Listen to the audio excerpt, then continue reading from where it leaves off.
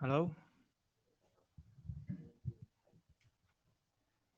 So this is Qingwu, and sitting beside me is Mohammed. We are Alto co-chair, and so this is so Alto working group session. Welcome to Philadelphia, and for people in the room, actually, if you don't speak, actually, please keep your mask, and if you you make a comments and make a presentation, you can take a mask off. Not aware. Probably you already know this. If you're not familiar, please consult with coach, consult with chair and our AD.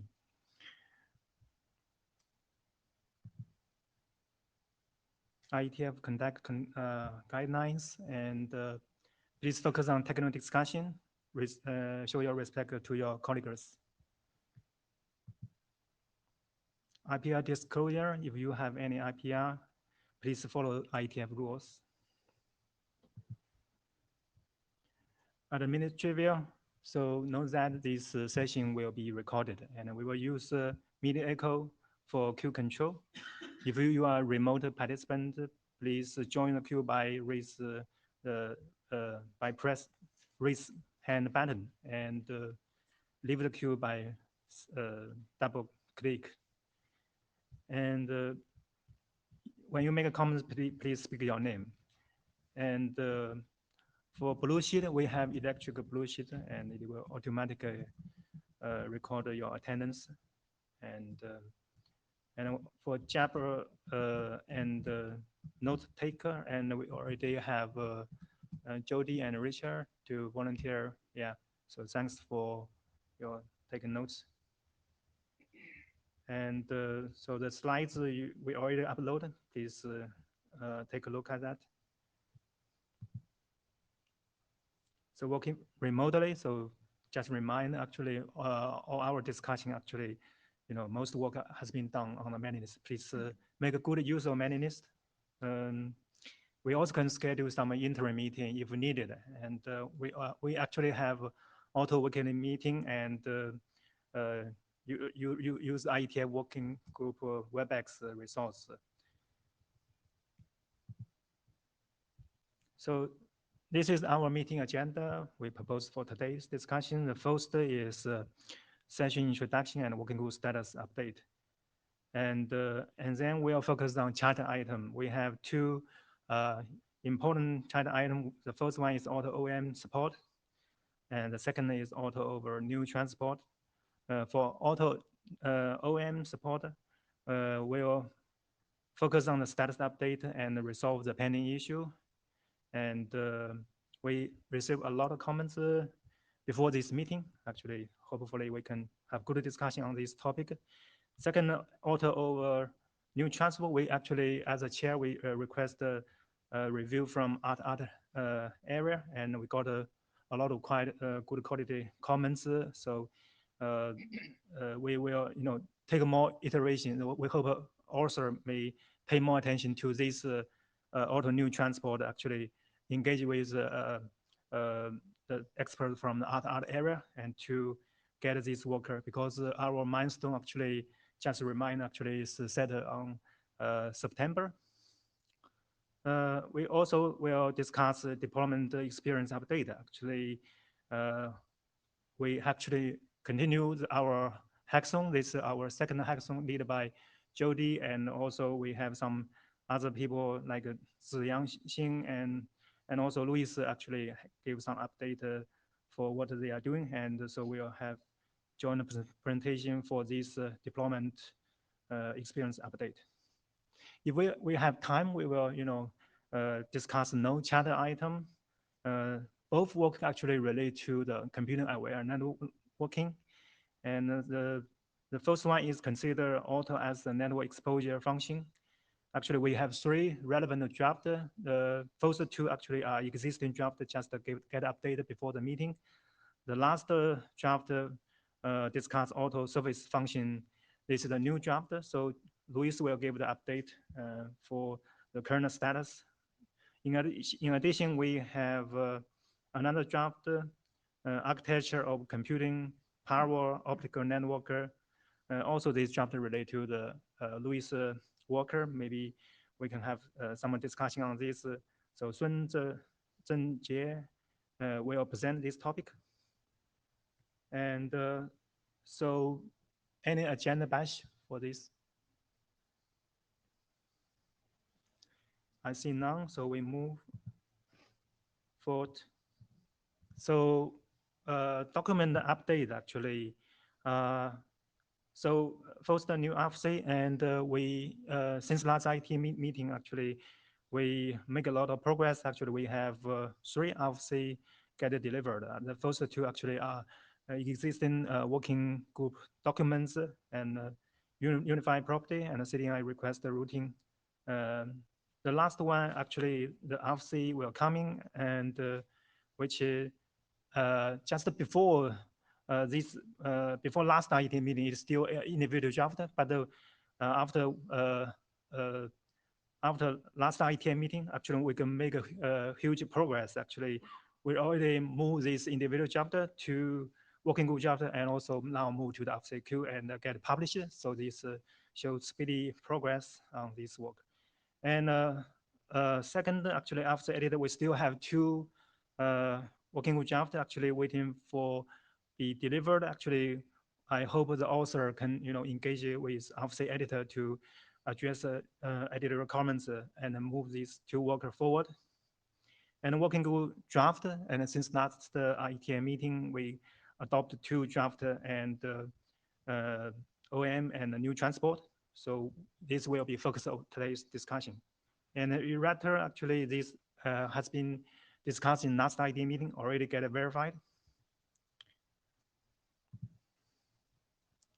So this is the current milestone status update. You can see actually we already delivered the one of our milestone cost mode move to for public application. So we get this milestone concluded, and we still have 3 ongoing milestone actually. So please bear in mind the time frame for this each work, especially pay more attention to the auto new transport. This we need to engage more with experts from the other area. Okay.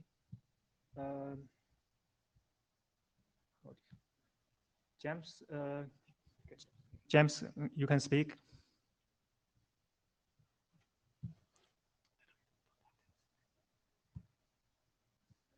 We have James in the queue. Can you speak?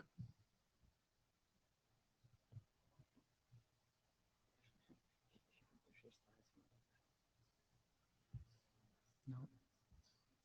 Okay. Yeah, let's continue.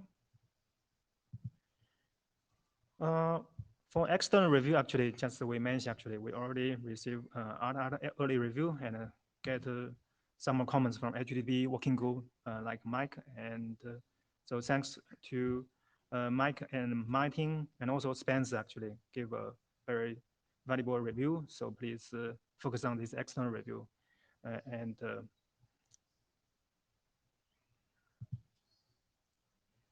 so I also want to mention, actually, we have auto weekly meeting to discuss cellular information exposure. Actually, 2 relevant work. One is movie, the second is the PBCC.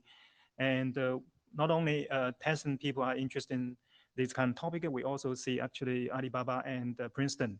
Actually, they publish a lot of relevant paper. And so we schedule meeting to discuss with these experts and researchers, actually. For example, Kaya Jamison and Ya Xiongxie, actually, also Professor Jennifer, and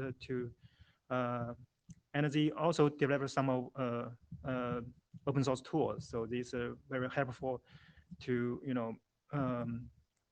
address some of the issue in cellular information exposure. And also, Tyson Yi Xuelei actually also share some experience on cellular information aggregation. And so before this meeting, they actually post a new version and address some of the comments based on some discussion in the interim weekly meeting. And also Menzili from Alibaba actually share his paper. This paper already get adopted by SIGCOM and which focus on inter AP solution 诸葛. And so we actually agree, actually, we should, for the next step, we should come up with a framework to investigate what set of information to connect, how to transport, connect information to the application, how to react to the information. Hopefully, we can make more progress after this meeting on this topic. Last one, actually, we do a lot of effort to sort of socialize author. Actually, in this meeting, and Luis will, give a presentation in many ops to introduce their CDN practice integration with Alto, and also actually I will discuss Alto introduction in OPSWG working group, and we already get a time slot on this. And in addition, actually, we chair and work with Auto design team member problems actually to work on some paper which target IETF blog and RP journal. And we will, keep on to cooking this idea to hopefully we can make more progress. So that's it. And I think we can go to the first presenter.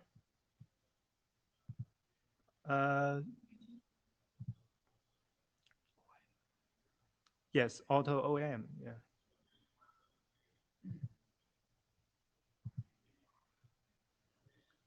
So Jason is not here, and we will ask Maddie actually to give a presentation. So Maddie, come to the mic.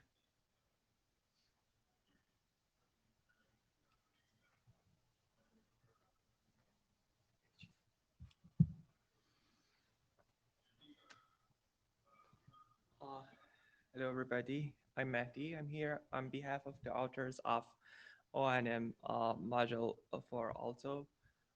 They couldn't be here in person, so I'm doing the presentation on behalf of them. But the discussion will be guided by Jensen, which is in the virtual room. And the reason that I'm actually focusing on this point because this presentation is intended to start a large part of discussions on O&M because we intend to decrease increase the range of the range that it actually covers into different parts that they will talk about.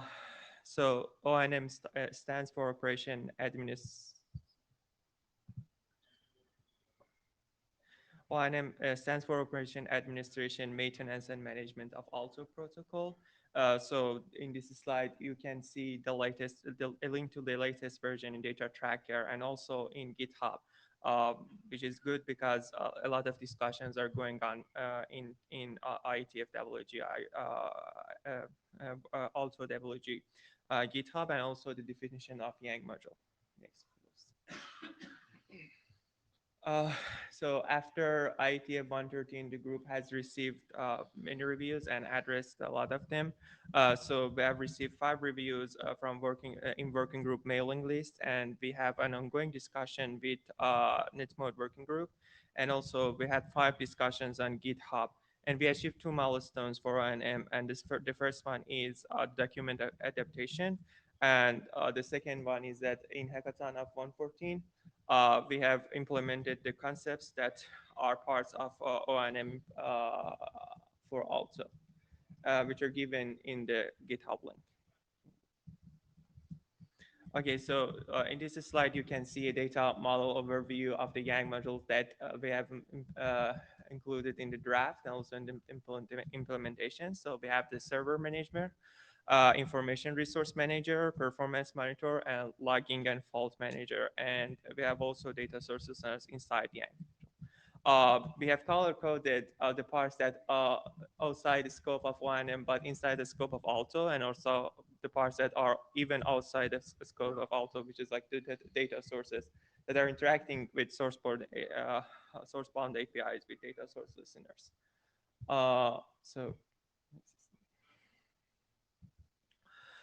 So in this presentation, we mainly want to discuss 6 main questions and ask comments about them and to further improve one for the next IETF meeting. So the first 3 one have raised within the working group mailing list. Question 4 and 5 have been discussed internally in Alto working group. And the last question is not have been discussed yet, but is an important question that Jensen himself will talk about. And we will divide a large portion of this meeting to decide over that. So next. So the first question is how to deploy data types in Alto related INR registries. And we have 2 proposed models for that, each with its own pros and cons. The first one is to define enumeration in INA Alto types. And it has a pro because it's guarantee consistency between different types. But it has a con that's a major consideration for us, and because it's hard to extend to new data types for experimental drafts. And also it requires INA to have Yang skulls to be to interpret these data types. So the second proposition is to use identities in IETF Alto Yang module.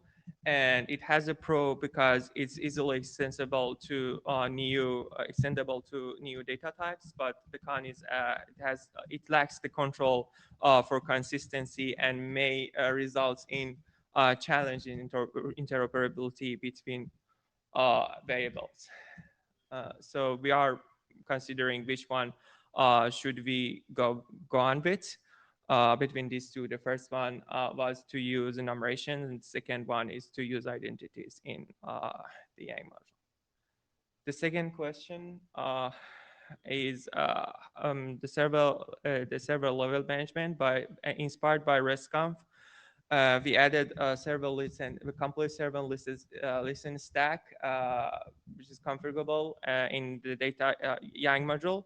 But the remaining question here is that whether we should include configuration parameters of lower level underlying protocols in that too or not. For example, lower level HTTP configurations like cache control or retry after, etc. So that's the main question for this second subject, server level management, whether or not to include lower level configurations. The third question that we try to answer is logging and fault management. So currently in Yang module, we have defined success failure cons for requests and responses. But the reviewers have proposed 3 more logging criteria that we will add in the revision of the draft. The second one is success failure records for the configuration updates themselves. The second one is records for which configuration types is the Yang module supporting, and we were wondering if can Yang model provide this parameter itself or not. And the last one is the status update of the connections to data sources that Alto server is supporting. And we're looking forward to get more suggested useful metrics in the comments discussions or in the experience and of real in the experiments of real deployments.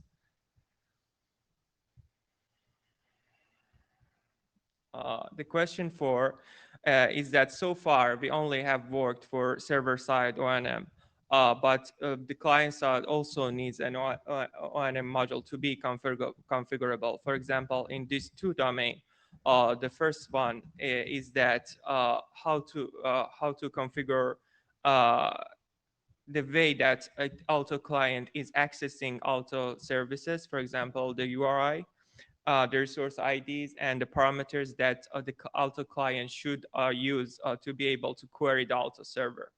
And the second one is the data model for transport mechanism control with that, to which we will come back later. but there are the three main ways: data polling, pop sub, or on-demand query, which are very different from each other.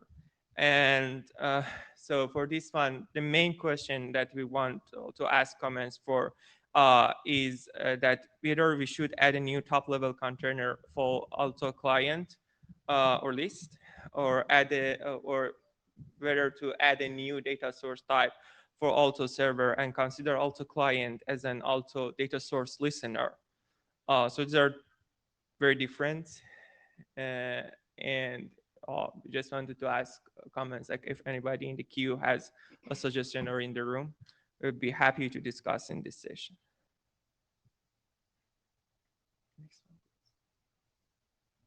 Okay. The next major question that we want to answer is server-to-server communication. So we have introduced multi-domain settings for Alto in two major drafts. The first one is for use cases, and the second one is for analytics. The link of these two drafts are given in the slide that you can refer to. But we have faced in the work for through the work for this IETF meeting, we have faced two main questions. The first one is that Alto server sometimes need to be a data source for another Alto server to provide it for network information. So we have two design options here. The first one is to collect data using Alto directly, in which an Alto server can act like Alto client for another Alto server. And that may need extensions to Alto.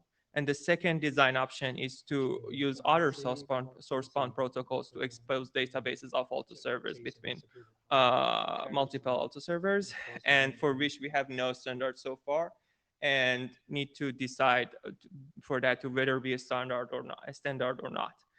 And the second main question here in server-to-server or multi-domain communications between Alto server is cross-domain path discovery, which is a question that we have reached to in the hackathon and in the deployment. So it's a real question. And is that none of the existing Alto services can provide information for cross-domain path discovery.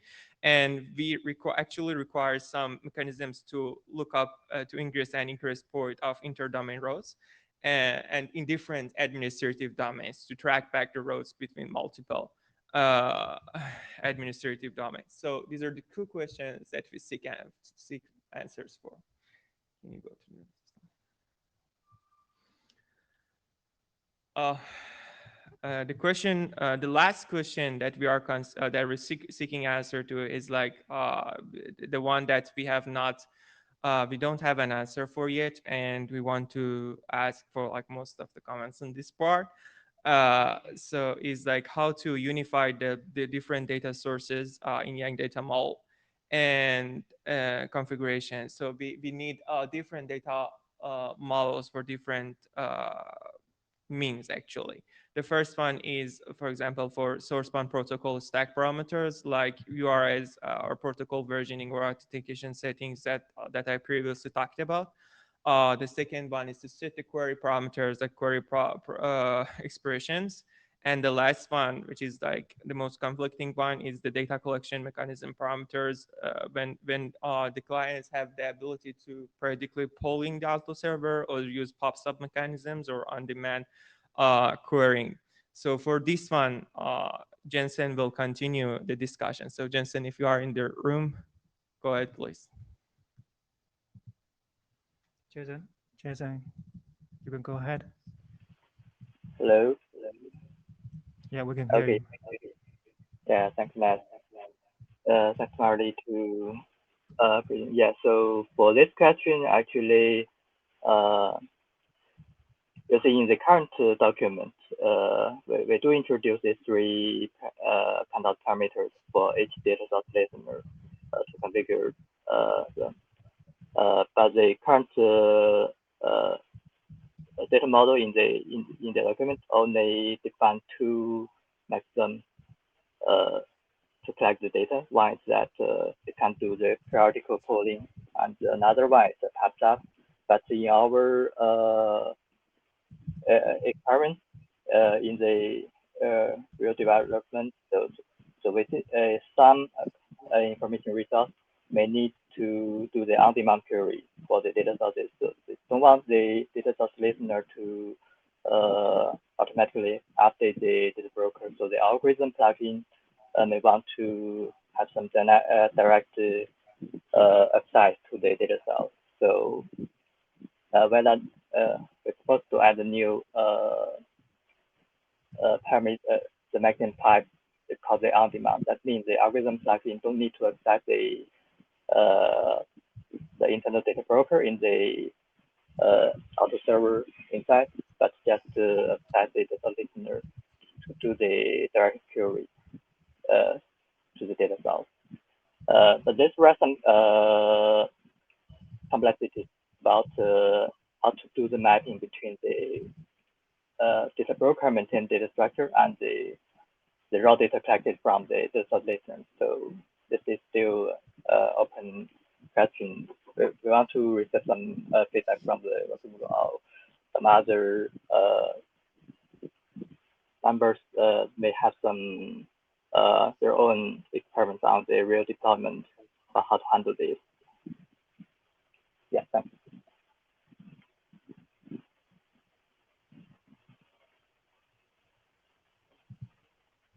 Yeah, so any comments from the people in the queue or in the room? Okay. You can go on to the next slide. So the next steps for Alto OANM would be that authors will make decisions about question 1 to question 3 that we discussed about as soon as possible, and will submit a new version of the OANM document.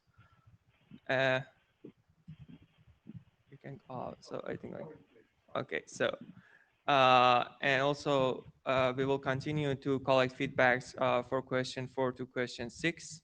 And also we will test the Yang model in real implementation. So to give you like milestones, the first one is that we will reach agreements on question 1 to question 6, and we'll completely revise the document before next IETF meeting.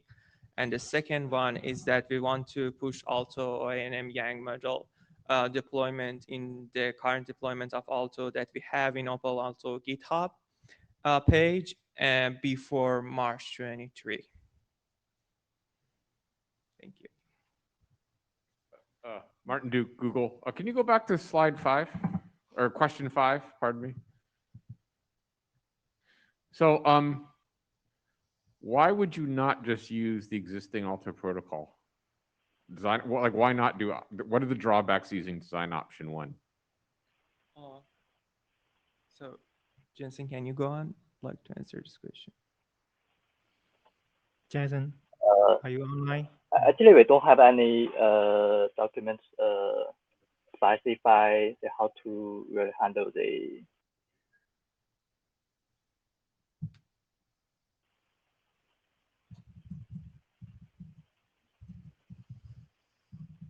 You're fading out there. Well, I mean, so like, logically, if you have an Alto server and you want to get the configuration of that Alto server, you ought to be able to use Alto. And that has the advantage of not having like more extensions. Like I don't see why you would need an extension to do that necessarily. But like I would, without looking into details, like architecturally, that would be way, way cleaner than like doing a whole nother design, in my opinion. Thanks. Okay, so.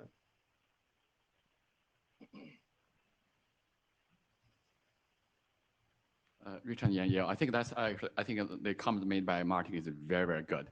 The only small case, which may be the question to Jensen, because you guys and Kai, you guys did the hackathon just like a few days ago, and it was multi-domain. So therefore, if you do multi domains discovery using Alto, I think you are missing the egress point, which may or may not be interesting to the client. Would that really be an example where you might do one way is like Martin said, which is just extend Alto protocol itself a little bit, which is very clean by itself. Or maybe you really envision there's some other cases, maybe it's easier for for Alto servers to reach agreement because they are essentially enterprise, essentially to enterprise agreement, and then a consumer to enterprise. And even for that case, maybe the issue can be solved by essentially some kind of authentication or authorization.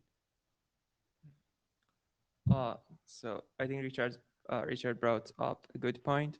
The egress point is the point that we have reached on when we were implementing the code base for the hackathon.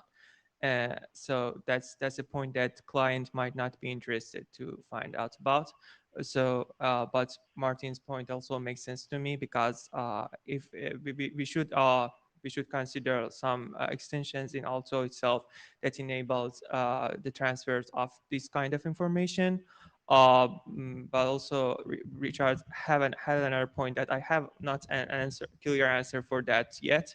That might be like some sort of communications that between enterprises make sense with some sort of specific authentication or handshake or something like that, and client does not have access to that level of information. So I think that would be the main difference between these two interfaces. But if we realize that we can handle that, we can handle this concern without adding another level of complexity to the protocol, we definitely will go with design option 1 with some extensions. So I'm sorry, I'm starting to fully process this slide. So this whole discussion, is this like relevant only if, like, does Alto do the currently adopted documents in Alto allow us to do the multi-domain use case? Okay, so this doesn't assume that these other documents go anywhere. I'm sorry, Danny, these two multi-domain drafts. Okay. Yeah, Okay. got your point. Yeah. All right. Well, I mean, so if we support the multi-domain use case today, then there must be some sort of service discovery mechanism, right, across domains. So that, presumably that would solve the problem. Okay, thanks.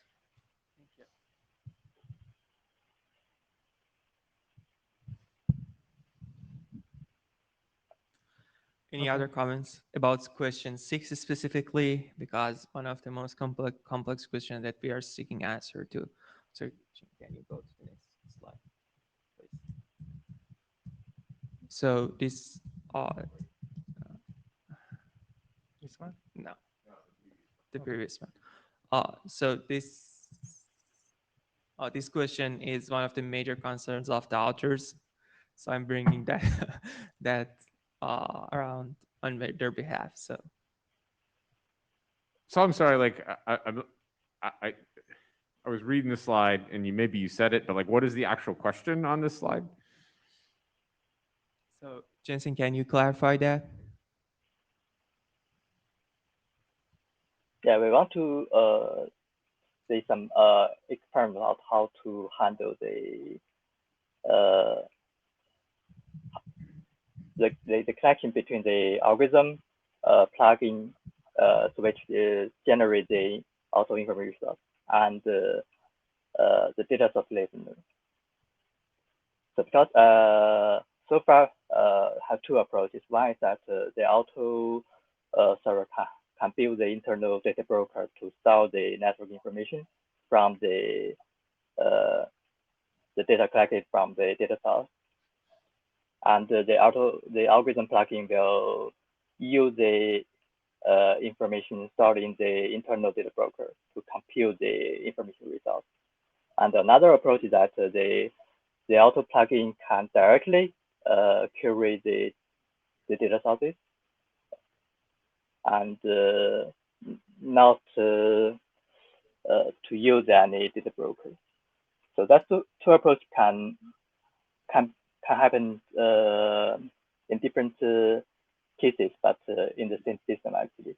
So try to find a current approach to define what should be the model to handle this.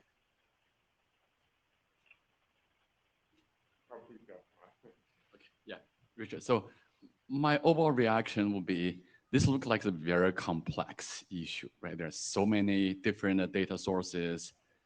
Are you really sure you want to attack this issue? Or maybe to really make a progress, this one can be next round, because you Yeah, mentioned a so lot that's of. also an option. So we can mention that it's not in the scope of this document, but in the real deployment, that is an issue we need to handle. Yeah. For example, you already talk about quite advanced data sources, and just like a few days ago, maybe 3 or 4 days ago, and Marty and we were talking to Ching Gok, and who is architect of ESNet. We were asking deployment, how to deploy an Alto. Actually, his suggestion would be, can I just send you a file every few minutes? And then you just read it from file and format we can agree on. Then you load into your own server. Would that be simple? So there are a lot of different data sources. Do you really want to? Because my question is, you mentioned servers. I think for the hackathon, you really have all kinds of issues. I think also for the 113 hackathon, and I think we're using G2 Mininet. That's a different format. And now you talk about all the, so it's quite large. So that's my main concern. So I think Richard's comments is like quite relevant here. Sorry, Martin, but for 20 seconds. So we can decide to delegate discussing this question for further improvement after IETF like 115, and focus on like addressing question 1 to 5 before tackling this problem. So that might be a question, but I don't know if you have realized Jensen's comments or not. I think he thinks that in deployments it would be relevant. Yeah, Martin Duke again.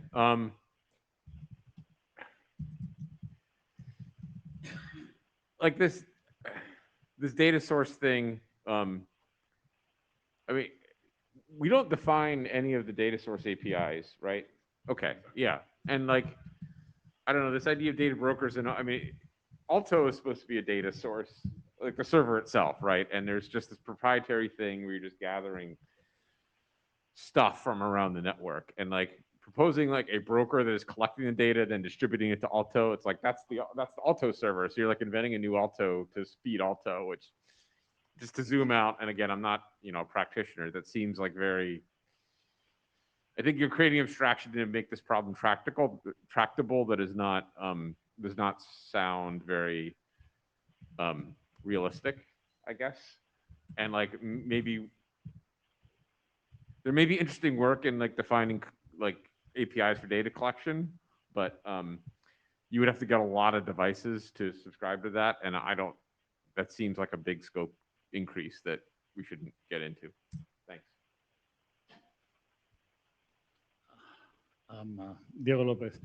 Yeah, I fully agree with Martin here. I think that going through the southbound interfaces is something that's, I mean, Alto is about exposing data, not about collecting data. So how you collect data, I mean, it's quite important for the implementation and making decisions on the implementation and the design for sure.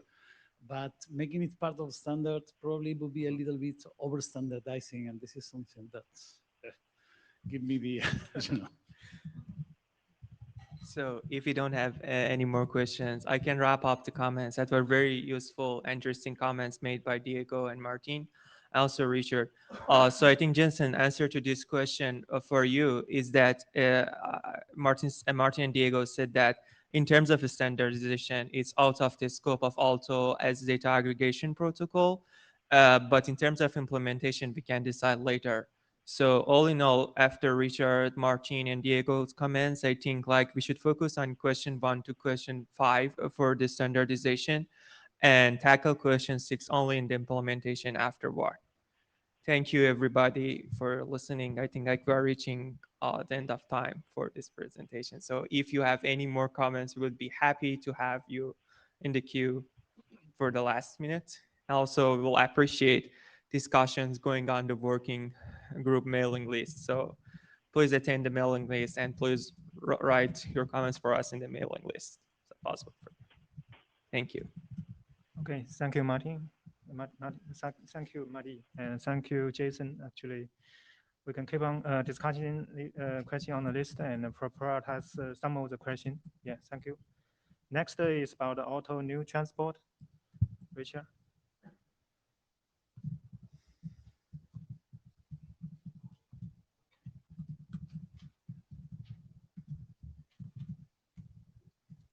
Okay, so I'm gonna go over the auto transport. Next slide, please. Okay, so here is outline about things which I want to cover. And first one is I really want to show some kind of activities, what we're doing, and sort of for people get a sense about where the modifications come from and where the issues come from. And then for people who are new, we do have a bunch of new people who are not familiar with transport protocol. So I'm going to give a very high level, very quick, like 2 or 3 minutes overview about what's going on about new transport, because that's important on new protocol. And I'll highlight a little bit like a major changes from last IETF and then to the current version. And then I want to spend all the majority of the time and real time to really talk about discussions and remaining issues to be decided. Really focus on the engineering side to really make all the decisions and so on. Next slide, please. So first, a bunch of updates happened and slightly initially a little bit slow, and now we're moving quite like active now. Hopefully, we'll really try to maintain all the momentum and so on. So initially, the document was adopted as a working group document on June 22nd.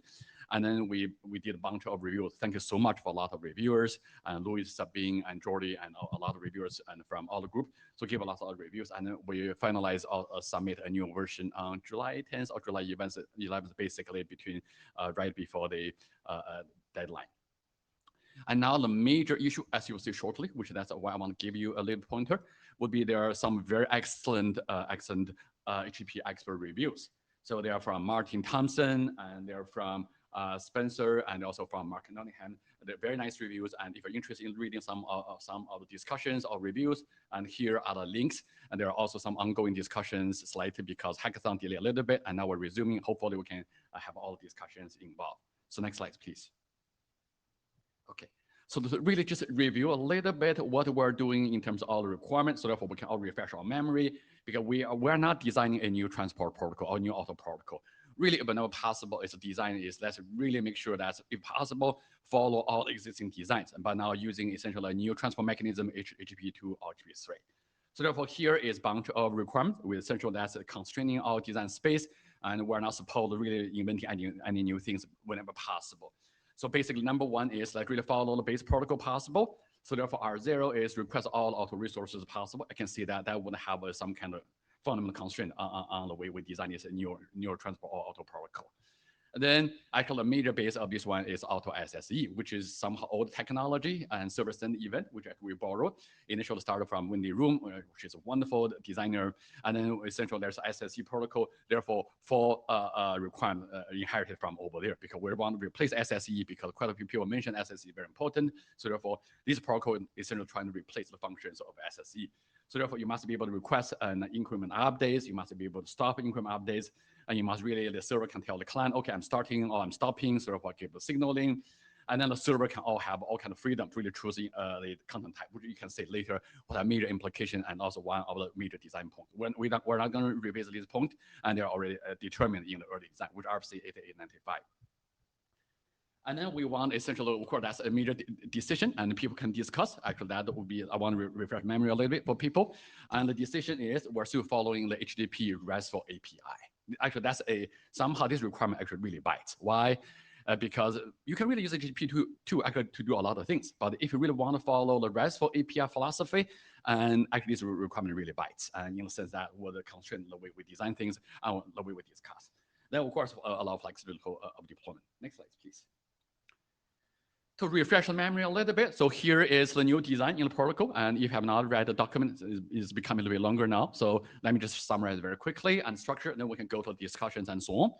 So the basic design is very simple. You have auto server over there, and you have all the auto information resources, quite a lot now, and we start to collect all kind of information resources, cost map, network map, and endpoint properties and path vectors all start to be used one way or another way.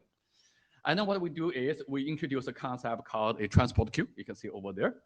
And the transport queue essentially have two components. And one is called incremental update queue, and one is called receiver set, RS. And update queue, UQ. And then essentially the user will be connected to the update queue. And also if you want to receive update, you become part of receiver set. And for single user, for example, over here is client 2, and you use a single HTTP 2 or 3 connection and to really get updates from multiple update queues. So therefore, that's really the overall design architecture, borrowed a lot from early design. So therefore, that's the basic structure. And the design is client can pull items from update queue, and also the server can push into it. That is in terms of latency or equivalent of push into. You can see there's some things we want to finalize. Next slide, please. So here is a set of all the major changes. I'm not going to bore you with all the details. Probably they don't make much sense at all, and at this level of things. But overall, you can see that there are a lot of changes, and basically left-hand side is early before the IETF114, right before 13, and here's a bunch of changes. So therefore, really separate into different sections and make everything as concrete, as detailed as possible. So a lot of very detailed updates and so on. So those are a lot of spec details. Just basically, that's a major progress. So especially all the details according to the discussion of IETF113 and so on. Next slide, please. So now that's really the design issues which we want to engage, because that's the purpose of face-to-face meeting, and let's really make all the major decisions. So the decision is triggered by very excellent comments and discussions from HTTP experts, of course, because a working group reviews already most addressed, and then we got 3 excellent reviews. So we're trying to address their issues and discussion and so on. So the main point I want to get people to talk about is the phone. And if you worry about, all the discussion would involve a major restructure of the whole document, no, actually we're not.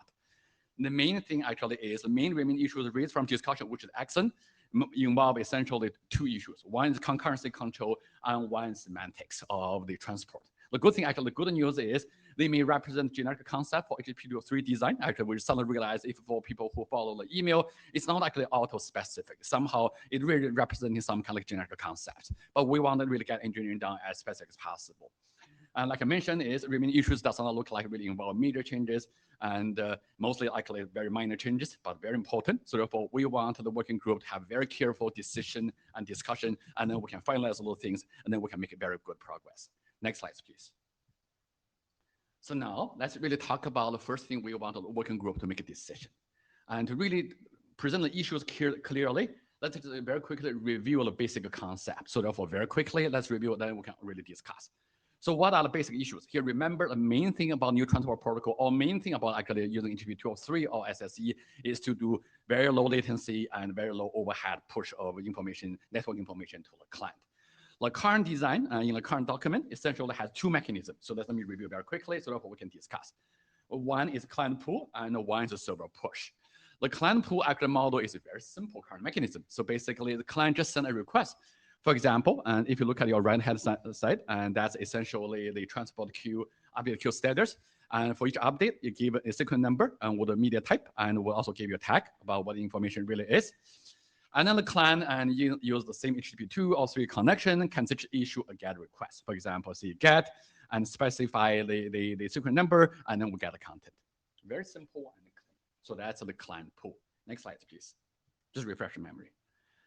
And then here is the ability of server push, which is also well designed. And so let's see what it really is, and then what each we encounter. So here the push is very simple for people who are familiar with HTTP 2. It's using server push promise. So basically, for example, if I'm a server and I want to push a new content, for example, I'll send a push promise stream. For example, push promise stream number 4. You can see on your right-hand side. And I pretend, because the semantics of HTTP 2 really is, that's what I want to follow, is you send a GET request, pretend you send a virtual request. You want to get the client support, want to do a get. And then for the sequence number 101, and then server just directly send the content from the server to the client. So that's a server push. It's sort of conceptual. It's like representing a potentially client pool. So those are the basic concepts we're doing. Next slide, please. Now that's the interesting part. So now it turns out that after the very, very interesting discussion, in particular the discussion from Mark and Nottingham, and is from review is, the question is, if that's what you really want in terms of client pool, and given that for HTTP 2, for example, the load, the client pool overhead may not be as big, why don't you introduce client long pool as a way to solve the issue? That's a very interesting discussion and very interesting comment. So therefore, basically here is one proposal. And what exactly how to get it work? Of course, the email discussion did not go to technical details. And here's engineering. Let's see how it really works. So the discussion point is very simple. On your right-hand side, essentially it's transport queue, sequence number 101, 102, 103. But what if you want to get a long pull using HTTP2? And how to really do that is very simple. Is the client can issue a GET request from the client to the server. And what one request is essentially the next sequence number, which we're building already. So therefore, you say, hey, I'm going to get 104. Basically, you always have a hanging or essential outstanding request for next one. So therefore, this can be sent without all the TCP handshake and all overhead. You just send using the single connection itself. Then you implement the whole client pool. So therefore, that's one feature which we're discussing, and we liked it a lot during our internal weekly meetings. Basically, the only change is very small. We probably add a paragraph, said, okay, and for client pool, and use for the current client pool model. And that's really allow, currently you only can request, which is a sequence number already in the transport queue. And now we should essentially allow, you can allow the current one with sequence number plus 1. Then that becomes essentially the long pool. So that's the design decision 1. Any support? Should I stop here to discuss, or I should just move on and people decide back? I have a question, but I'd like to save it for the end. Okay, Yeah. okay, because I just, maybe at the end you can see all these points people start focusing. So that's the one proposal. We want to adopt it, but we want to get feedback from working group. Very simple technical change, very elegant, but let's see if we were missing something or somewhere. Next slide, please. Next one, which is also very interesting and also came out essentially from HTTP review, which we really liked. But this one is slightly more conceptual. And actually, the change is very interesting. But actually, we need a really working group and also all the experts to discuss. So here is the basic proposal about how to do it. So the proposal is very simple and very elegant. And in the following set, for example, remember early part we talked about the promise push promise approach of using server push. One very simple way is reverse the thinking of the process. For example, the client wants to push, for example, 101, and the client right now the current model is the server will send a push promise, push stream 4, and using the get method, and for sequence number of 101 in the right hand side. One possibility is switch the conceptual model. Said, okay, I'm not really server pretending unless you send me a request. Why don't I just really put the content to you? So therefore, you get rid of put promise, and essentially you make the frame into a put frame and put method. You turn the method into put, and now you give a sequence number, you just write into it. So therefore, that's one way of, because why I think there's some basically there's some discussions from the HTTP review is there's some pushbacks to think about like a server push, which actually interesting they implement themselves in HTTP 203 and as a push promise, but somehow considered as like anti-pattern, and so therefore there's some pushback about like a push. But this one would be more standard. There's no push promise. Everything just become standard HTTP methods, verbs, and put. And so therefore it's very nice. And one additional benefit is if with this one, and actually can get rid of one awkward, which we have in the current document. For example, if people read the document very carefully, we have one place set specified, and for the current implementation design, and the server, the client must not cancel the push promise. Because why? If you push a promise, and then because all the dependencies, there's all the dependencies, if we cancel, it's very hard to really synchronize the state. But if we allow the server to put, the client cannot really like a cancel put. So therefore, would avoid awkwardness. Of course, semantics now really is suddenly the concept becomes somehow used to be that a server would, Alto server would have all the network state and essentially like pushing the information into the client as a cache.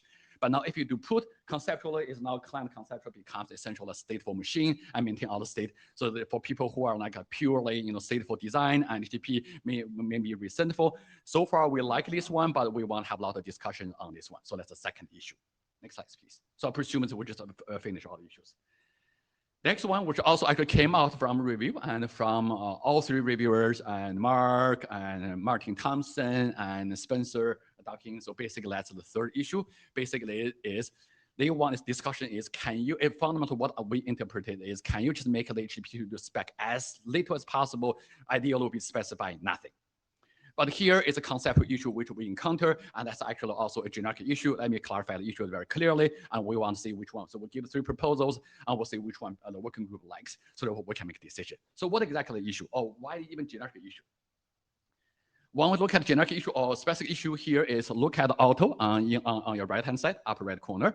R1 is a network map. You send an abstraction of network. And then you give incremental push update. For example, network map 1, you send a patch 1. So therefore, a data patch, a JSON patch, for example, change the map a little bit.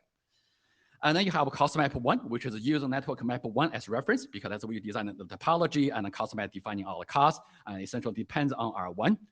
And then you have R4, and which is essentially is a new custom map, which is based on a new updated network map. You might move one IP address from location 1 to location 2, and now you also therefore change the average, you change also the cost, for example, cost map 1, so therefore becomes like a dependent graph. So overall, actually is a DAG, what we call direct acyclic graph, of dependency of all the resources, or pushing or sending from the server to the client, either pushing or push scheme.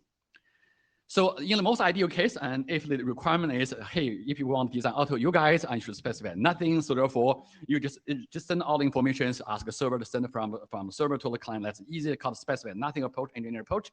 So conceptually, just send all of our resources and put it into the HTTP2 servers, cache, or using socket API, whatever, and then they just send all of them. So that's design number 1. Basically, Alto specifies nothing, and you map each RI into independent stream, and HTTP just all do all the scheduling. The main issue is we might potentially lose substantial performance gain of using HTTP2. Why? We gave all of our resources to the HTTP layer as the server, and because the server doesn't understand about anything about application semantics. So therefore, the server might schedule, let me send R4 first, because they're all in the buffers, they're all like objects. And let me send R4 first, then R3, R2, R1, then essentially the application cannot process anything, need to buffer all R4, R2, R3, R1 until everything is received and then processed. So therefore, you lose essentially the gain of this essentially dependency. So that's the issue number 1. We did not like that one early design, therefore we went down to design 2, but of course then the issue is we're not specifying nothing. We might introduce maybe over specification and so on. So let's discuss a little bit. In the current design 2 is the following. It also has some issues, not perfect, but we are talking about engineering. We're not trying to get everything perfect. We want to get a working version. So in design 2 is the current draft specify that server submits to HTTP transport or the server in a DAG order. So for example, if you're the server and Alto server, you're sending the information, ask HTTP2 to transport for you, and you first really should submit anyone which has no dependency, R1, for example. You just specify, send to it. And then when the for example, is finished, so now the one without dependencies, R2 and R3, you can send R2 and R3. And then you wait until the analyzer said, okay, it's transported, and now you send R4. So therefore, essentially, you would really will be allowed somehow their transport in the given order. Of course, by the way, we mentioned this one, even in this one, even though you're sending in the given order, or actually receiver side might also have a semantics. Maybe the HTTP2 client buffer size might still buffer R1, R2, R3, and not delivering upper layer in the right way. There might be still actual delay, but we think this is slightly better. Of course, the issue with this one is also potential issue. Remember, these long-running connections and the TCP window size might be big. Actually, a sliding window of transport might be large enough. We just send R1, R2, R3, R4 in a single shot because they're so big. You suddenly have big buffer, but now we're sending essentially we introduce round-trip delay. There's no perfect solution. Okay. Design 3 is actually indicate dependencies. Oh, those resources are really dependent, but that one probably involve modification of HTTP3 semantics or 2 semantics. So we're not targeting this one, but we want to work to make decision 1 or 2. We recommended 2, but we will see what the recommendation really is. Okay, next slide, please. Maybe how am I doing in timing? Am I too slow? Or Yeah. No, so you have the timer there. So oh, great. Yeah, I do have time. Great, wonderful. So 3 and is how to whether to specify the settings. That's also an issue which we encountered, and then wonderful point out by Spencer, which is very good point as well. So that's the issue we encountered. So let's see if there's any suggestion or feedback from working group. So in the current draft, and essentially is we want to control a little bit correct essential specifications. For example, right now in the current draft, we specify that the client must enable the server to say, hey, the server push is enable, so therefore to be self-consistent. We also want to allow the server and client to really like a limit the concurrencies, so therefore you are not going to overwhelm a very slow Alto client. But unfortunately, we realized, and also very nicely pointed out by Spencer, and is that actually this specification scheme is changed in HTTP 3. So basically what happens is setting enable push, now essentially it's kind of now it's removed. If you specify, actually it's an even error. So therefore you really should use like a max push ID frame with convey information and max concurrency and also change. And so therefore there's essentially 2 and 3 are fundamental to design. So how to handle this issue? One is we just remove them. We don't even specify anymore. We just say, okay, that's operational, and you guys should handle the when you configure your own servers and make sure you configure them all properly, so therefore they're all sending the right way, so therefore we're independent of HTTP2 or HTTP3. The second one, we just specify requirement. You must essentially send the enable push and you must sample, for example, control this one, but how to really do it will become generic. And then essentially they deploy. That's why related with OEM, might need to go in and really send those information relevantly in the correct way. So therefore, either design 1 or design 2, we probably prefer 2, but we want to get feedback from the working group. So that's the next one. Next slide, please. So last one, next one actually might be tricky or might be hard or might be easy. So here is what the question really is. So initially we used all examples were written in HTTP 1.1 format, very standard, everyone's so familiar with it. Then we got a feedback that, okay, actually you're really doing HTTP 2. Can you guys now write the format in HTTP 2, for example, that's the right-hand side format. In the middle, I think for some versions, actually we have both 1.1 and 1.2. Then every example would have 2 formats, become very messy. Eventually, we end up with 2. Basically, we wrote all of them with 2. So therefore, we give some kind of comments that, okay, send this stream using primary stream number 4. And for example, we just write essentially some kind of like examples and also like some like pseudo instructions to really see how the information should be sent as an example. But a wonderful guide from Mark is actually recommended using 1.1. So therefore, should we roll back to all examples using 1.1, but adding some kind of pseudo like annotation to indicate what kind of information or not. So therefore, we really need some kind of guidance, and therefore we don't want to go back and forth. We just want to finalize. Next slide, please. So last one is media type, and we really need to finalize the media type. I think as soon as this one is possible, this is also pointed out by Spencer. So therefore, we're going to finalize this media type, which actually we have an internal version already, but we want to wait a little bit until everything is final, and we'll immediately dump this format into it, which should be relatively quick. But if people have any comments, and we're more than happy to really go back. Otherwise, we're going to use traditional RFC 7-85 format. Last slide, please. Next slide. Marty? Okay. Okay, so here is a list of all the questions. And now we're listening to all the comments and all the feedback from all the comments. Hopefully we put all over there. We want to get people to tell us what you feel strongly to. Go ahead, Martin. Okay, Martin Duke, Google. So one minor thing, can you go to discuss 3, please? Sorry. So like, I'm in favor of, saying what you mean in documents and not. So I don't know how long it take to find the slide, but whether like to say something, I say yes, say something. Don't just like ignore it and assume people do the right thing. Discuss 3. You overshot, right? Next one. Right. So, no. Okay. Anyway, forget it. So write something down. Like you could just write for HTTP2 and HTTP3, or you could have a generic requirement. I would have a requirement that I would not just say configure your thing properly, because that doesn't mean anything to implementers. So design option 2, essentially. Yes. Okay. But without go to details of HTTP2, do this way, HTTP3, do that way, just as a requirement. Yeah, I mean, I would just say like make sure you can send enough pushes, or make sure you can send push, assuming you're using push, and make sure you have enough streams. Okay. Whatever the requirement is. Okay. Sounds good. So to zoom out, well, okay, actually, so one clarifying question. So are you now considering not using push at all? That's the discussion. So can you go to discussion? Maybe go to there was a bunch. Very end. So there were like 5. There were like 4 design options. 4 design options for how to do SOC. Yeah. Okay. Go on. And one of them is push, and none of them are. Sorry. 1 second. Just 1 second. Okay. Sure. Make it easy. Next slide. Okay. So basically, it's client pull already. We can support it. Right. And server push we can replace with server put. Okay. Or keep both. Of course, that's probably these 2 are mutually exclusive. So you can say it's either we keep this one. Move. So okay, has mine. And so basically, we change it into server put and get rid of server push completely. Okay. So server put exists in 1.1, right?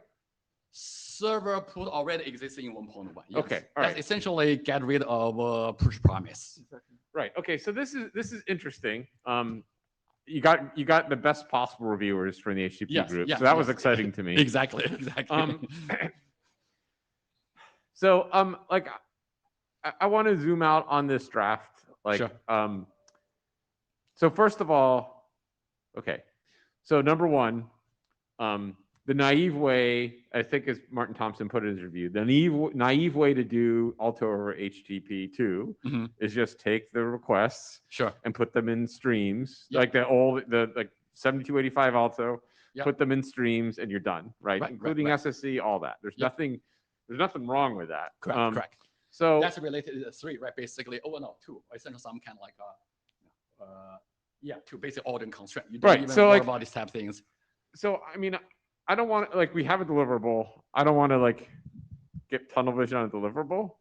If the answer is that just like not having an HTTP2 document is the right answer because you just take like many other HTTP applications, you just take one, you rip it out, you put it in 2, and it works, and it works better. It works. You might lose some performance in some cases. Yes, you're right. And I think it's always important to benchmark whatever we're doing against doing that. Sure.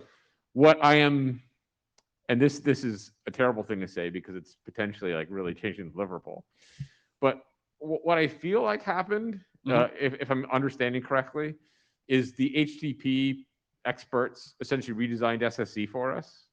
Yes, in some way. In a version agnostic way that maybe was better. Okay.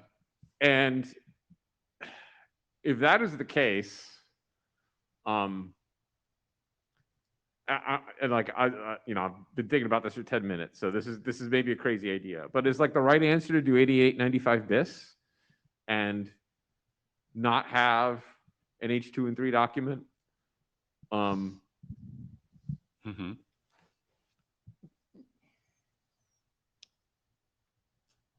Because it sounds to me like if we just do well, I don't know. I mean, I don't know if you've implemented anything or you're still like struggling with the design here. We current implementation, I think I mentioned a little bit, actually was on the server push because that was the key feature of a push. And now, of course, we got a pushback, which is very soon, only a few days ago. Yeah. Well, not a push, basically a suggestion, which is a wonderful suggestion. We never thought there's a possibility to reverse it. Of course, there's conceptual issues. And some people, always can get like philosophical. No, that's not right philosophy. Even though syntax is simple, it's equivalent, but philosophy is different. So therefore, but we're doing engineering as long as we. And like, if any of the suggestions I have turn out to make sense, like I'm happy to push back the milestone deadline. Sure. But I mean, like. For current milestone, actually the server push is easier because that's already almost done. No, but we don't switch to like a server push because that's philosophically different concept. So I guess what I'm saying is like some data would be useful here. I mean, I think we have vanilla, like you could take vanilla 7285 plus SSE and just put it in an HTTP2 implementation with no like special anything. Sure. And like you're going to get some performance. Yeah, right? that's serialization. Basic performance will be horrible potentially. For example, you can see that. Well, maybe, the more streams you have, and I can construct cases that make it look really bad. Okay. They serialize. Okay, fair enough. All right. Like conversely, you could do push, which I guess you have code for, and see that there's an improvement versus just using HTTP2 by itself, right? Sure. Yeah. Or HTTP. Oh, you mean to with client pool only. Right. Because basically, essentially, we have model is client pool only, server push only, and long pool. Definitely, long pool should implement. I think that's very, very elegant, very minor change. The major concept change debate is: do we really switch the model from the server pushing and essentially virtually putting for the client, or the server just putting the content into the client? Anyway. Would you consider 8895 to be client pull? Is that inaccurate? 85. I'm sorry. What's 8895? The SSE doc is that client pull? It's server push. It's server push. But using SSE, which is a method for all kinds of transport because that's the only mechanism available. So actually, conceptually, it is server push, not a client pull. It's a server push, not a server put. Okay. So I mean, this is whoever's the note taker is gonna kill me. So I'm gonna like think about that. Stop diving into this, but I would like you to think about. I would like to free yourself of what you're chartered to do for a minute. Sure. Think about like what are we trying to solve? Like, is it best positioned in terms of HTTP versions or a new mode that like replaces 8895 or supplements 8895? And like, so that's like, do some thinking. And two, like, given that you have some code, and I know there's not infinite software resources, but but certainly like some experimentation to show Yeah, that that's we- possible. that We do have server push. We do, Yeah. but server push conceptually. But Mhm. the good thing, if you're using standard client software like a library, it'll be slightly harder because typically clients are not really ready to be written into. Like typically read cache. They're not like a writable cache. Mostly Okay. just write only once.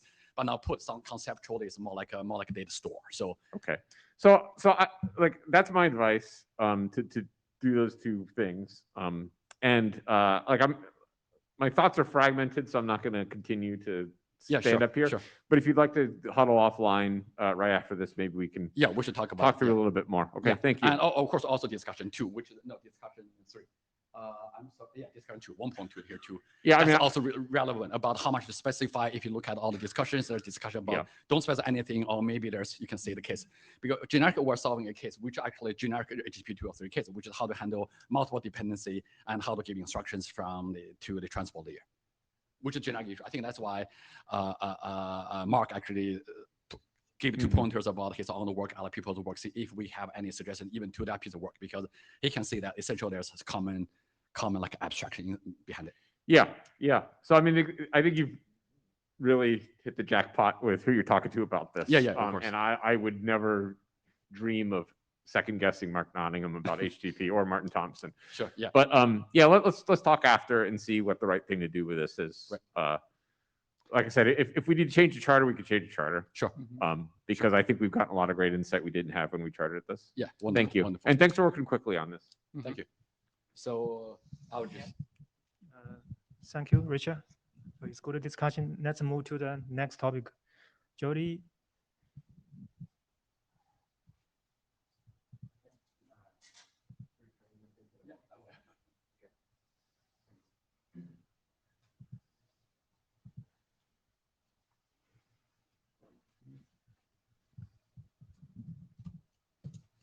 Okay, take the floor. So hi, I'm Jordi Rogerald, Qualcomm, and I'm going to be talking about Alto code bases and deployment. This is actually a presentation actually several of us that we're going to be talking about this. So I'm going to be calling out for more people, I guess, to join me. So we can go next, yeah. Yeah, I'm gonna just at the very high level, just recap on the code base architecture, just very fast on project management and approach, and then jump into deployments. And then we're probably going to skip the hackathon because that was presented actually Sunday. So you have the YouTube video if you want to look at that. But yeah, going next. Yeah, so next. Yeah, so yeah, this is a summary of the charter. You all know about it. The history of Alto, starting from peer-to-peer, then CDNs, and recently, and sort of going into these new applications. A lot of discussions. This is not really in the charter, but there are a lot of discussions about, using Alto for edge computing, 5G, cellular, and others, and participation from multiple vendors and so on. So next. Yeah, so this is 7285, the traditional architecture. And if you actually want to go next here, next, couple more. So yeah, that's how we map it basically. So there's a northbound API, southbound API. The standard focuses on the northbound API primarily. There was just a discussion about the southbound API and not over standardizing that part. But yeah, that's how we envision the deployment of the code base.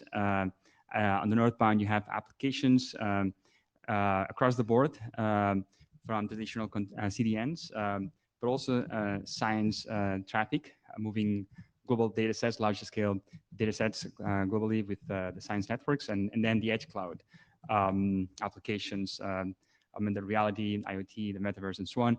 And then the southbound, again, the across the board, going from data centers all the way to the edge as well, and the backhaul. So moving on next. Yeah, just next. This is pretty much what we discussed in the last IETF. So I'm going to just cruise through these, I guess, very fast. But we have an approach whereby we are leveraging the hackathons as checkpoints and milestones to progress. So you saw that over the weekend, the team delivered a demo of integration of Alto with science networks, FTS Rusio, and also multipath quick and MPTCP by Ziyang as well. Yeah, so moving on next. If you're interested, we use Scrum to manage the project, and we have the dashboards available.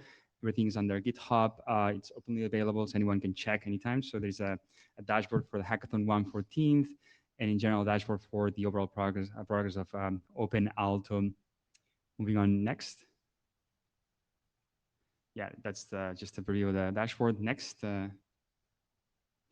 And just jumping into the topic of this conversation as well. So the Alto deployments, if you want to go next. Yeah, the first part is what's been discussed in the past, the current implementations. There's a wiki available. There's the Comcast, Banox, and Telefonica previous deployments. And then we have a bunch of new deployments work in progress that we're going to be discussing right now, I guess, in this conversation and ongoing. So the Pacific Research Platform in California, then CERN in Europe, but really a global network, UCSD 5G deployment, MP Quick, MP TCP, and then the Edge Cloud and science networks in general. So moving on to next.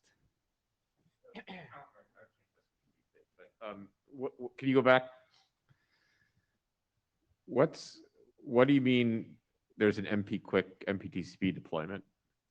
Well, I'm going to have Ziyang discuss that, I guess. Okay. Yeah.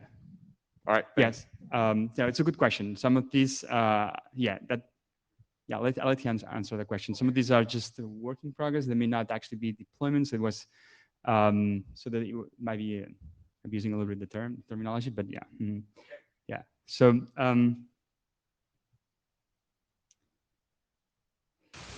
yeah, next one. So so Richard, actually, you want to take this one? I think there's yeah. We'll switch.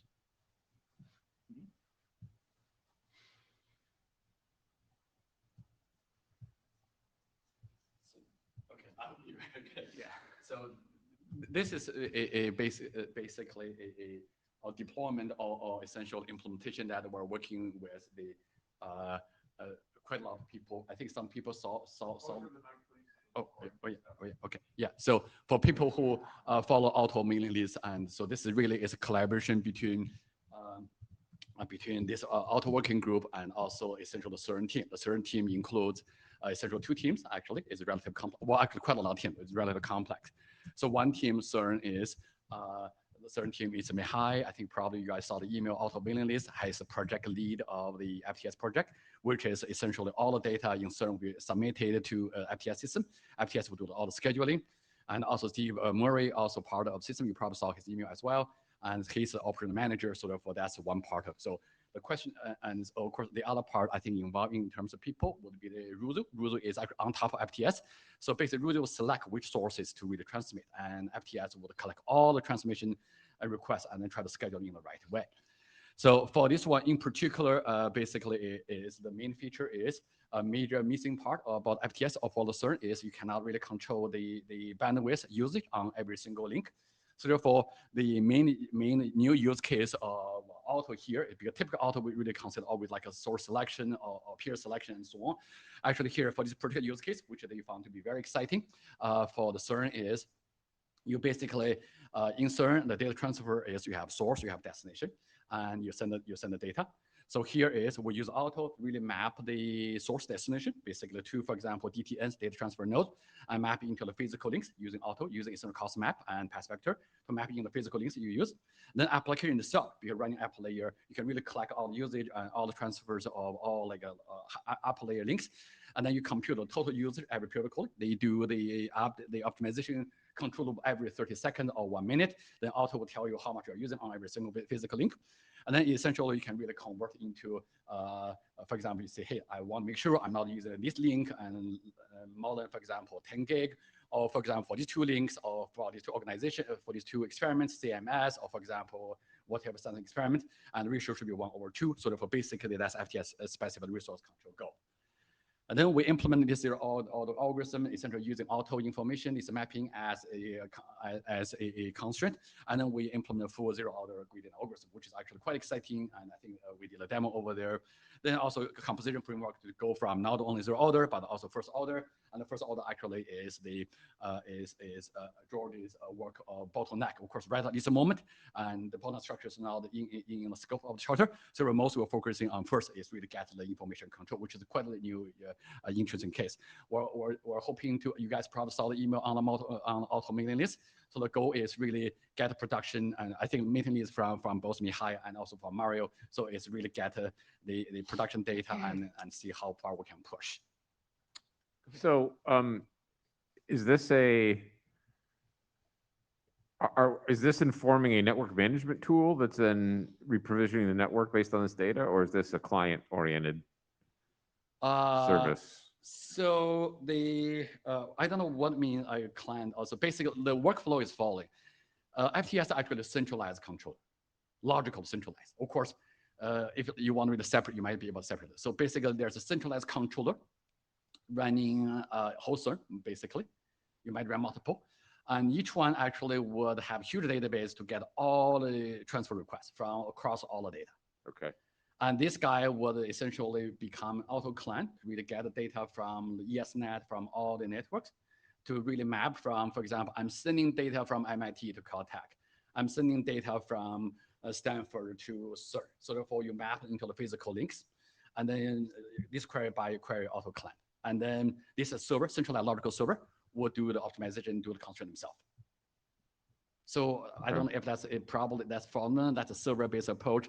Logical centralized, of course, they all kind of make it scalable, separate into different like partitions and so on. But overall, this is like logical server control, but only using auto client. Okay, so the network management, the optimizer is acting as an Alto client to extract the information. Okay, that's and interesting. optimize every 30 seconds or 1 minute. That's a production code. Okay.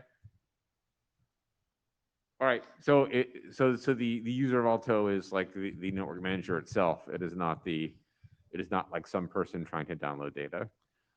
For initially, right now we're really using some like data, and we had a discussion with Ching, and I think we're also going to have a very quick meeting with India Munger, who is the director of the ESNet, which is the US part of this infrastructure. And initially, that's why I asked a question that initially after Ching's suggestion from last week is, can I just give you a file and then that's your data source? You just load your Auto server and then send to Yeah. Okay. Thanks. Okay. Thanks, Richard. Moving on to the next one. Yeah, we can actually move on to the next one. So, yeah, we're going to move to the next one. So there's a paper that's going to be published at SIGCOMM on this deployment as well. And we'll put another demo in the next hackathon 114 as we continue to progress on that deployment. Yeah, the next one is actually Alto Telefonica deployment. So Luis. Yes, hello. This is an excerpt of what will be presented on Friday in the Media Operations Working Group. So it's the integration of the Alto in the Telefonica network in order to expose the capabilities to the Telefonica CDN. Telefonica CDN is an in-house development by Telefonica, so it would be the client of the information that will be provided by the Alto server in essentially collecting the information from the Telefonica network. So you can see here a very basic example. This was some tests in the lab. So we are now in the process of moving this into the production network. I will show later. So essentially here, what we identify is we assign PIDs for the streamer, the CDN streamers, and also we have PIDs for identifying or collecting, let's say, the prefixes of the customers of Telefonica networks in the different central offices, in the different POPs, right? So the request routing logic of the Telefonica CDN takes into account a number of inputs, no? The streamer status, the load level, and so always from the perspective of the CDN. So the idea is to complement this with the perspective of the network, where the customers are in principle, so in such a way that we can determine what would be the number of hops right now with the capabilities of Alto that we are playing with right now. Simply the number of hops from the streamers. The idea would be to enrich that information with performance metrics and all the capabilities that are being developed in Alto in general, right? So essentially the point is with this information, the Telefonica CDN will consume the topological information, identifying where are the preferences of the customer, and then taking decisions not only based on the server or the CDN streamer information, but also on the network information itself for taking the best decision at the time of delivering the content. Next, please. So this is the process that we are following. We started with playing with Alto in the technology lab. So essentially very basic setups. I will detail later on as well. So very simplistic network just for understanding the capabilities and the feasibility and viability of this approach. Then we moved to the pre-production lab, facing real configuration of the network and the complexities that I will detail. And the point where we are now is just previously to introducing into the production network. So we are fighting with all the rules about security, hardening the server, and so on and so far. So the idea or the expectation that we have is to, during this summer, to go into production, and I hope to be able to report in next IETF the results that we can collect.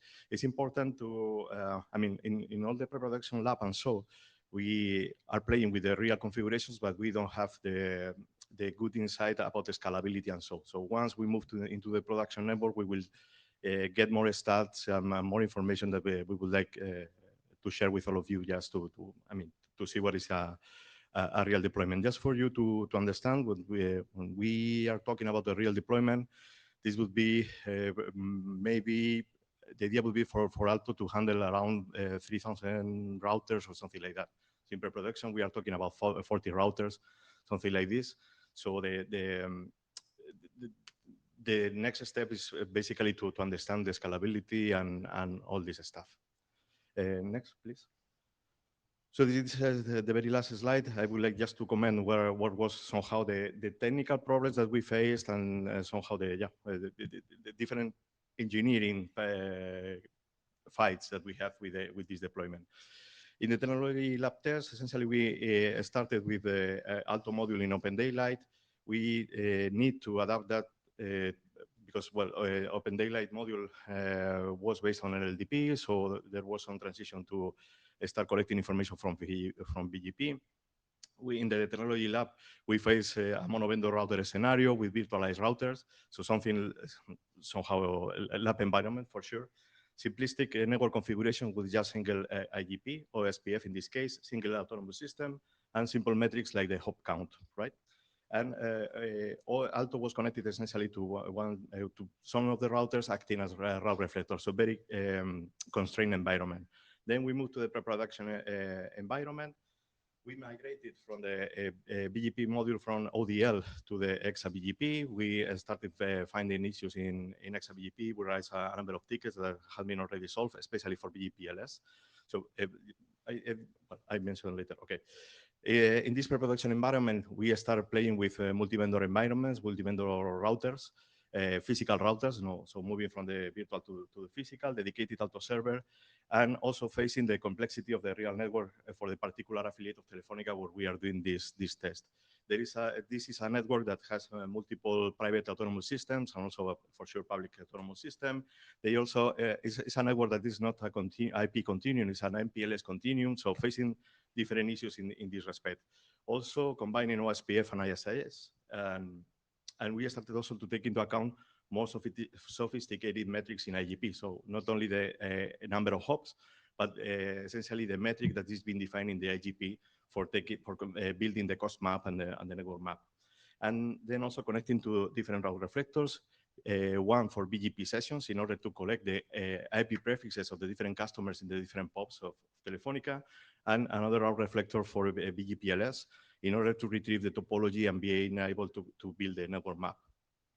Okay, so the very last steps is the integration with the production network. So we are now in the process of being adapted to the production processes and rules, the security, the addressing, the internal routing of the network, all this stuff that you can imagine. So hardening all the environment in order to protect from external attacks. The point now in the production network, in the routing part, is that the activation of BGP-LS is limited. So we will start with a region of the network, and then we will start progressively activating BGPLS in the rest of the network in such a way that we can incorporate all the information step by step. Then also helping us to understand the scalability aspects and so. And well, we will coexist with many other services for sure. And the expected deployment is to complete the deployment for Q3. So trying to bring here in IETF114 the results for all of you. That's all from my side. Thank you. Yeah, Luis, I have just one question for you for what you have presented so far. So yes, thank you for sharing this interesting data. It's really showing that there's something which is really concrete and really happening with the protocol. So I really invite the others who have experience with the protocol to share with that. So I understand that you have, I would say, some of the issues for the integration and so on, which is just, I would say, as expected. So if we just focus on the pure Alto, I would say, specification and so on. Did you encounter so far, I would say, any mission parts or something that needs to be clarified in the specification itself that need to be more input from the working group, or it's just business as usual? With Alto expect business as usual. So the most problematic thing was to parse the information from the protocols of SPF, ISIS, and so. So no special issue with the fact of building the network map and the cost map. This was more or less straightforward.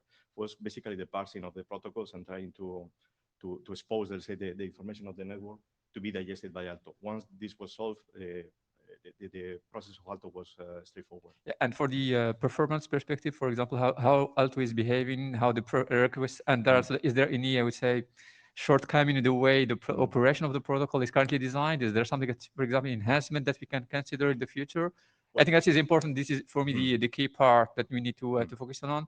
And if you have input, that will be really appreciated. But by now, not anything special. So take into account that we are in pre-production. We are leaving the pre-production for moving to production. I'm sure that in the production we will face more complexities because the network will be huge.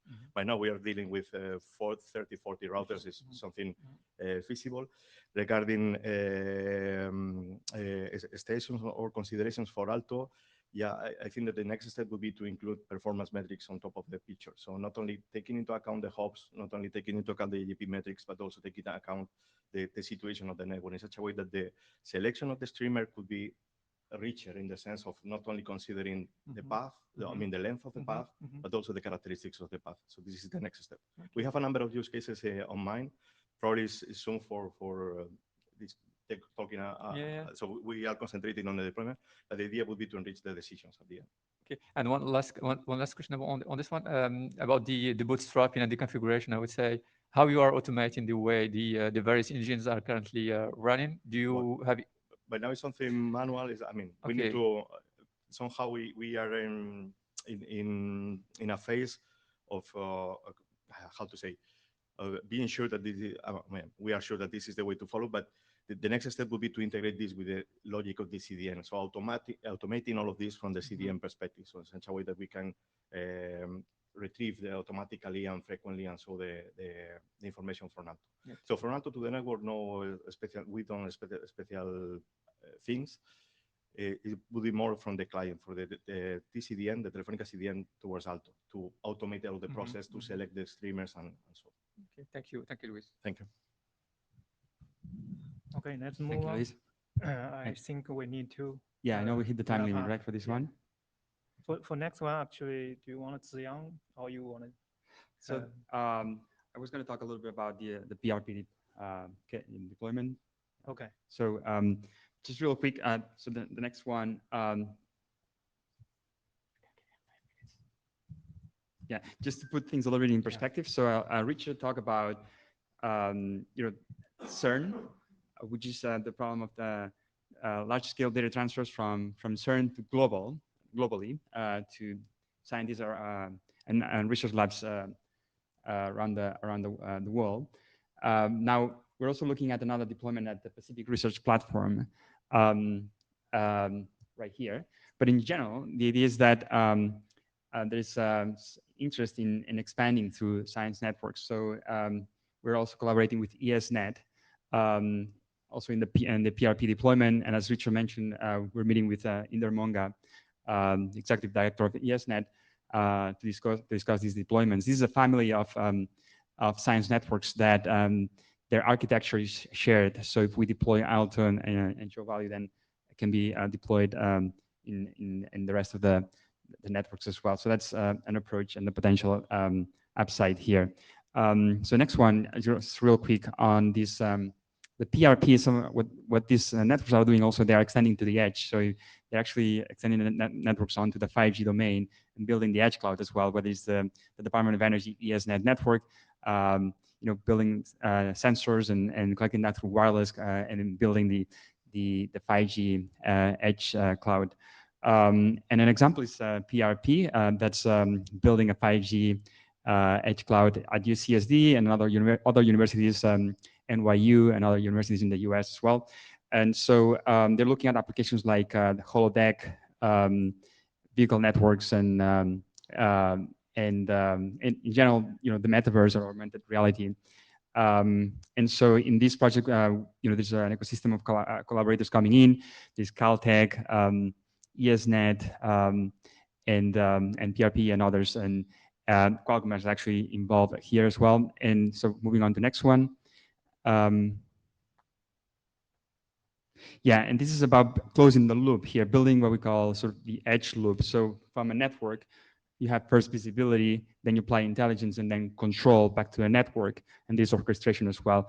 We believe that Alto is suitable for visibility, and that's the deployment here. The PRP basically is building this architecture and has Alto as the element to enable this visibility. Here in the intelligence, we're looking at putting bottleneck structure analysis basically to be able to optimize decisions, whether it's routing or rate limiting or service placement. And then controllability could include technologies like segment routing and others to help steer the flows. So moving on to the next one. Yeah, and so that's just, then the next one, I don't know if we have time for Ziang to make some. Yeah, maybe we can. Just a note on the PRP, we're going to be putting a demo in the next hackathon. That's the goal for that deployment, and also at SC22, also in November in Dallas. Do you want to skip this? Or Ziang, you're available, yeah? Or? So Ziang, are you online? Do you want to present, have a quick, maybe 2 minutes to have a quick update? Okay. I will introduce my project. We know in the default mode, SDN controller only select one path every time for MP Quick and MP TCP. There are lots of paths not working in the SDN. So my idea is keep all the paths working by ALTO. So my serve is collect network status, and the ALTO climate is the controller in SDN, and I allocate MPTCP and or MP Quick packet to suitable paths. So I did the test in Open Daylight at Mininet, and also in MP4 and IP6. Next page. So the result is that the throughput of MPTCP MP Quick is higher than without ALTO, especially in per network. We can see from the picture loss rate higher. The throughput before is now. Thank you. Okay, thank you, Ziang.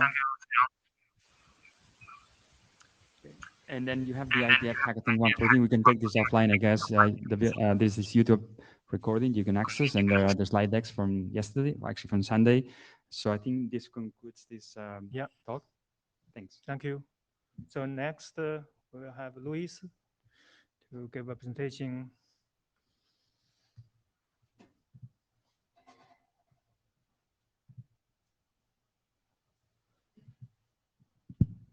Thank you, Chin.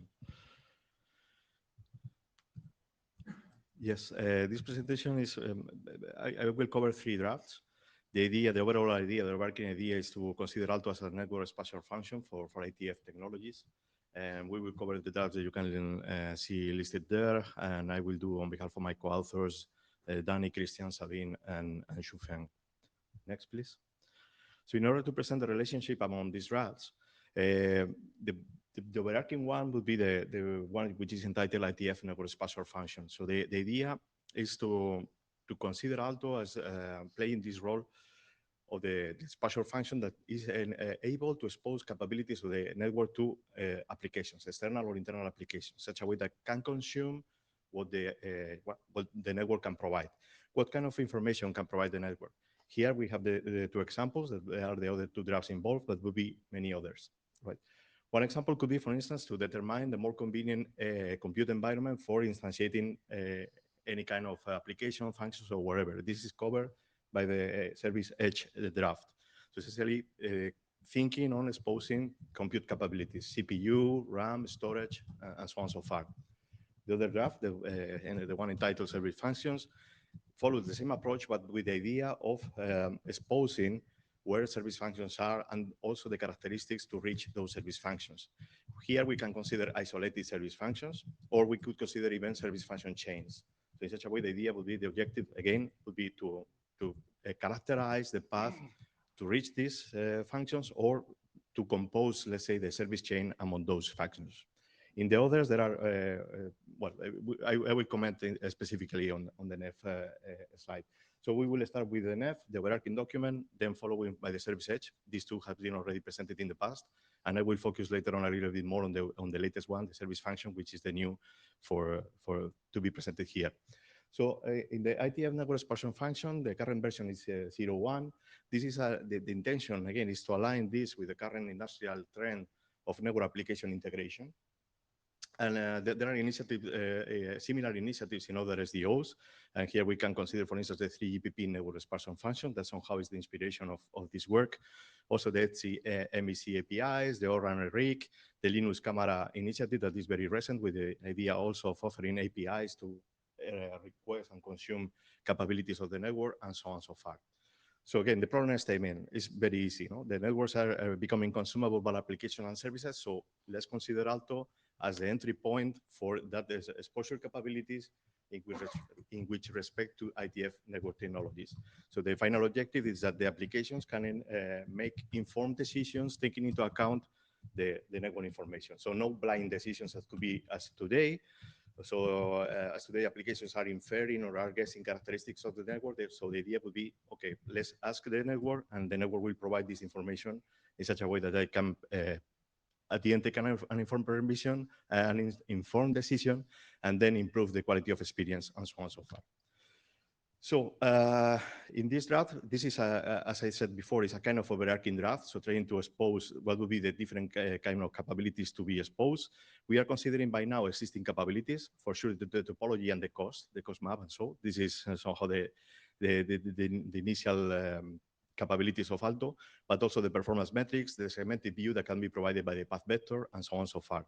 And also we include in this draft proposed some other proposals as the service edge, the service functions, the abstraction of underlay for the overlay, and this will work for the cellular, for the CDN, for the SD1, and some other situations that will emerge or are emerging in the industry, like the emergence or the appearance of the dynamic IP pools because of the fact of separating the control plane and the user plane, both in the mobile part, but also in the fixed part with the BNG disaggregation, the CUPS approach.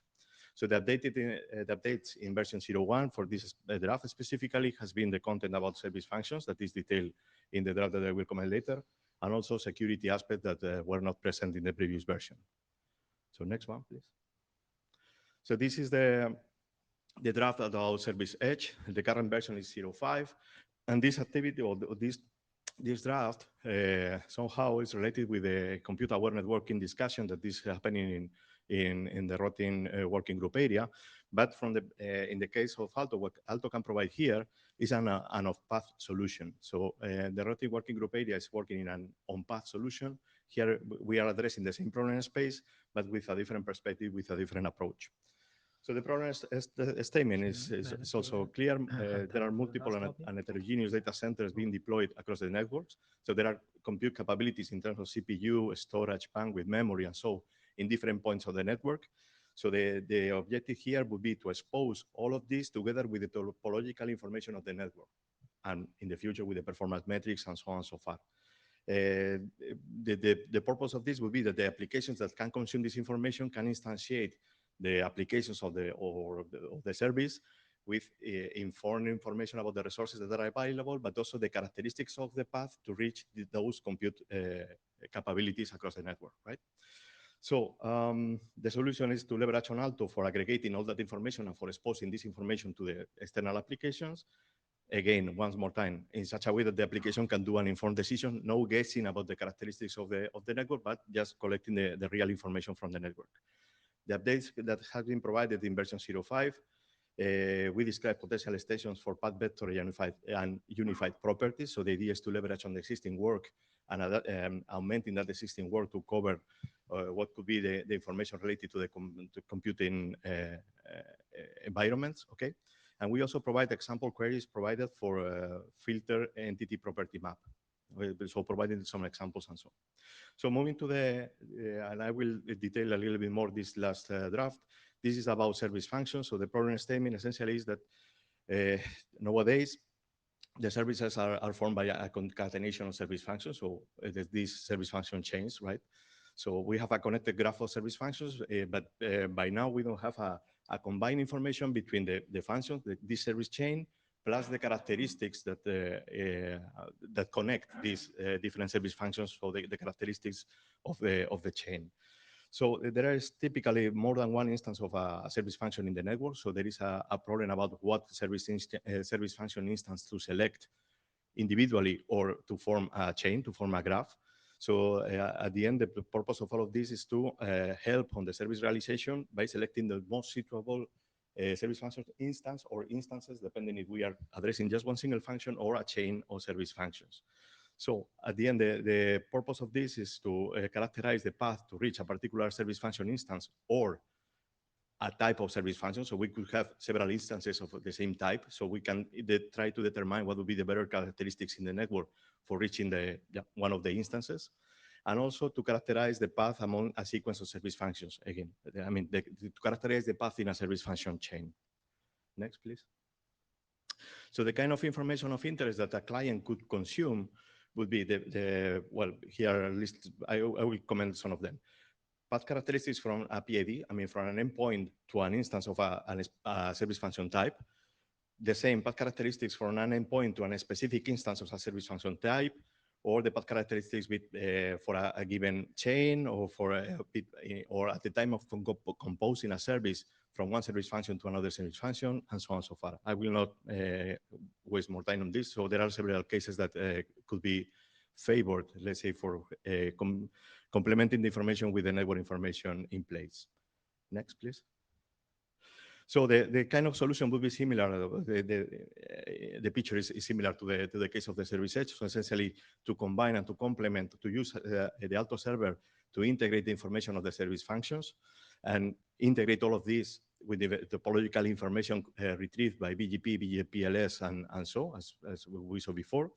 So we are proposing here in this draft a number of extensions to enable the Alto clients to request information of interest, the kind of information that we show in the previous slide, and also extensions to collect and combine both the service function and the network information all together for enriching the decision of the service function chain.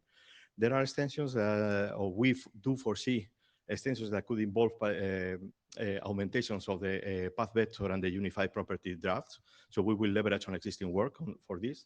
And just to remark that there is a clear link with related activities in IETF, like the service function chain activity, the service programming with segment routing in a Spring Working Group, or the service function our TE topology and TIS. So we see clearly this link with this work in IETF. but also there is a clear link with activities outside IETF, as would be all the about virtual network function graphs in Etsy NFV.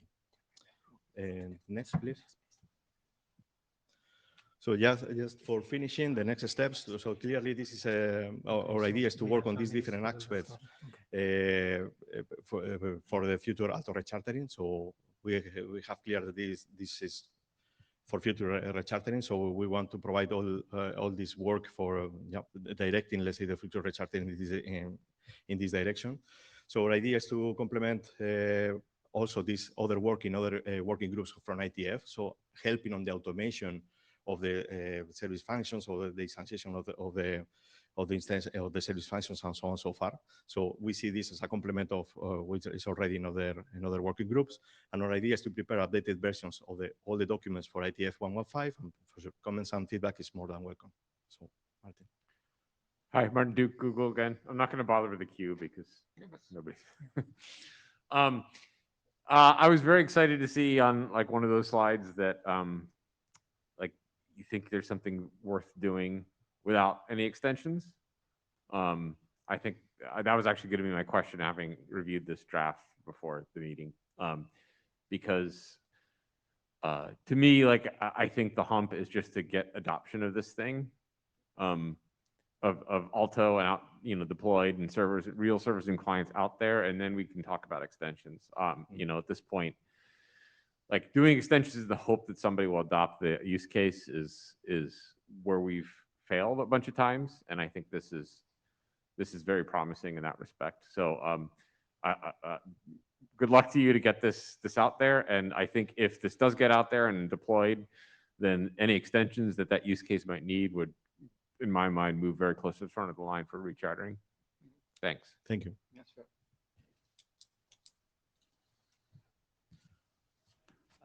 Diego Lopez again. just a remark on what Martin has said is precisely that from my memories of what the guys in CERN and in general in the academic networks are doing, this SFC case would be of interest to them as well, because precisely one of the things that they were interested in to do some kind of messaging of the data before it arrived the final. So probably this could be something that we should offer to them as well, not only for the. It's simply an idea that came to my mind while we were noted. What you were saying. Noted. Thank you, Diego. Okay. Thanks, Luis. So we have time. So let's move to the next one. Actually, we only have 5 minutes, and so who? Sun Zhenjie. Okay. Daniel Huang, who will take over the last talk?